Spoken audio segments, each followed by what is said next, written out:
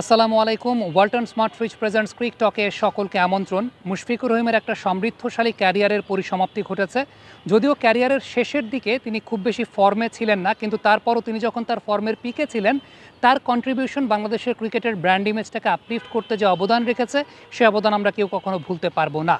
তবে মুশফিকুর রহিম অবসরের যে সিদ্ধান্তটা নিয়েছেন ওয়ানডে ক্রিকেট থেকে, একদম সঠিক সময়ে সঠিক সিদ্ধান্ত নিয়েছেন বলে আমার কাছে মনে হয়। যেহেতু চ্যাম্পিয়ন্স ট্রফি একটা মাইলস্টোনের জায়গা ছিল এবং চ্যাম্পিয়ন্স ট্রফিটাকে কেন্দ্র করে আমরা পরিকল্পনার জায়গাটা করছিলাম, এবং Mushfiqur Rahim as a wicket keeper batter সে পরিকল্পনায় আমাদের 1 নম্বর চয়েসেই ছিলেন।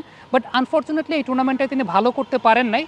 কিন্তু তার অবসর নেওয়ার যে সিদ্ধান্তটা, সেই সিদ্ধান্তটা একদম 100% সঠিক। তার পেছনে সবচেয়ে বড় কারণটা হচ্ছে বাংলাদেশের ক্রিকেটে জেনারেশন গ্যাপটা যে পরিমাণ বৃদ্ধি পাচ্ছিল, যদি তারা আরও কন্টিনিউ করতেন এই জেনারেশন গ্যাপটা আরও বৃদ্ধি পেত। আসলে সত্যি কথা বলতে, আপনি যদি বিকল্পর কথা চিন্তা করেন, বাংলাদেশের ক্রিকেটে তো বিকল্প তো আসলে নাই, এটা তো একদম সত্য কথা, বিকল্প নাই।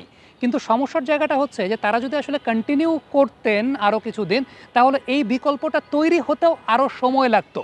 27 বিশ্বকাপের আগে বিকল্পটা তৈরি হতে সময়টা আরও বেশি লাগতো। ইট হ্যাজ বিন দ্য প্রবলেমটা এই জায়গায় না যে মুশফিকুর রহিম তার চাইতেও ভালো প্লেয়ার রিজার্ভ বেঞ্চে বসে আছেন, বিষয়টা সেরকম না। আমাদের পাইপলাইন আসলেই একদম ড্যামেজড, আমাদের পাইপলাইন আসলে একেবারে জিরো। ওই জায়গাটা টেক ওভার করার মতো ইমিডিয়েটলি আমাদের প্লেয়ার নাই, সেটা আমরা সবাই জানি। কিন্তু সমস্যার জায়গাটা হচ্ছে যে যত বেশি বিলম্ব হতো মুশফিকুর রহিমের, তত বেশি ওই পজিশনটায় বিকল্প তৈরি হতে পারতো না। আমাদের যেটা হয়েছে যে আপনি চিন্তা করেন যে ইন্ডিয়া বলেন, অস্ট্রেলিয়া বলেন, তাদের সবসময় কি হয়, প্লেয়ার্স রেডি থাকে, পাইপলাইনে প্লেয়ার্স রেডি থাকে, কারণ প্লেয়ারদেরকে তারা তৈরি করে ফেলে ওইভাবে। ইন্ডিয়া টিমে আমরা কি দেখি, যখন জিম্বাবুয়ের সঙ্গে বা আয়ারল্যান্ডের সঙ্গে কিংবা ওয়েস্ট ইন্ডিজের সঙ্গে সাম্প্রতিক সময় যখন সিরিজ হয়েছে, ইভেন শ্রীলঙ্কার সঙ্গেও, তখন রোহিত শর্মা বিরাট কোহলিরা খেলেন না, তখন তারা বিকল্প প্লেয়ারদেরকে সুযোগ দেন, তাদেরকে ইন্টারন্যাশনাল টেস্টটা বোঝান, এবং এতে কি হয়, ওই একটা ব্রাঞ্চ রেডি থাকে। আমাদের কিন্তু সেই রেডি প্লেয়াররা আসলে ছিল না, বা আমাদের এখনও এই মুহূর্তে রেডি প্লেয়ারটা নাই। ইভেন আমরা 2021-22 সালে যখন দেখেছি যে বাংলাদেশ জিম্বাবুয়ের সঙ্গে সিরিজ খেলেছে, তখনও আমাদের সিনিয়র প্লেয়াররাই খেলেছেন, আয়ারল্যান্ডের সঙ্গে সিরিজও আমাদের সিনিয়র প্লেয়াররাই খেলেছেন। এই জায়গাটায় আমরা কখনোই আসলে ইয়াং প্লেয়ারদেরকে তৈরি হওয়ার সুযোগটা দেই নাই। দেশ জুড়ে তোলপা ওয়ালটন ফ্রিজ কিনে হতে পারেন মিলেনিয়ার। এছাড়াও রয়েছে লক্ষ লক্ষ টাকার ক্যাশ ভাউচার সহ কোটি টাকার নিশ্চিত উপহার। সো আলটিমেটলি আবারও বলি, মুশফিকুর রহিমের বিকল্প আপনি ইমিডিয়েটলি পেয়ে যাবেন না, কিন্তু সেই পেয়ে যাবেন না বলতে কি আপনি প্রসেসটা আরও দীর্ঘ করবেন, প্রসেসটা আরও লং করবেন। এই প্রসেসটা লং করাটাই আসলে মূল প্রবলেমের জায়গা। ওইটা প্রবলেমের জায়গা না যে মুশফিকুর রহিমের অল্টারনেটিভ বাংলাদেশ ক্রিকেটে আছে। সমস্যার জায়গাটা হচ্ছে এই অল্টারনেটিভ যে তৈরি হয় নাই, তারা যদি ক্রিকেটটাকে আরও কন্টিনিউ করেন বা ওয়ানডে ফরম্যাটটাকে যদি আরও কন্টিনিউ করেন, এই বিকল্পটা আরও তৈরি হবে না, বা এই বিকল্পটা তৈরি হতে আরও সময় লাগবে। ইভেন আপনি যদি যত বেশি দেরি করবেন এক্ষেত্রে 2027 বিশ্বকাপের জন্য আপনি দল গোছাতে আপনার তত সিস্টেমটা বা সার্ভিসটা তত বেশি প্রলংড হবে। সো ফ্যাক্টের জায়গাটা আসলে এই জায়গাটাতে।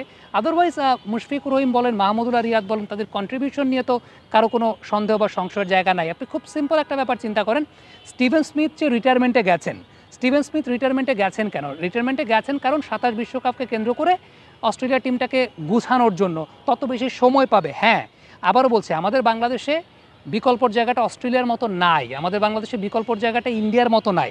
বাট নাই বলে কি আসলে আমরা তৈরিই করব না, সিস্টেমটাকে আরও দীর্ঘায়িত করব, আরও প্রলং করব বিষয়টা?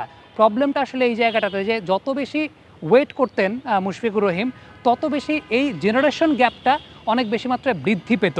এই জেনারেশন গ্যাপটা বৃদ্ধি পাবে না। হ্যাঁ, ইনিশিয়ালি আমি একটা কথা বলি, ইনিশিয়ালি এখন যেই আসবেন ওয়ানডে টিমে এক্সপেক্টেড সার্ভিস দিতে পারবেন না, বাট এক্সপেক্টেড সার্ভিস দিতে পারবেন না, দ্যাট ডাজ নট মিন যে আপনি তাকে সুযোগ দেবেন না।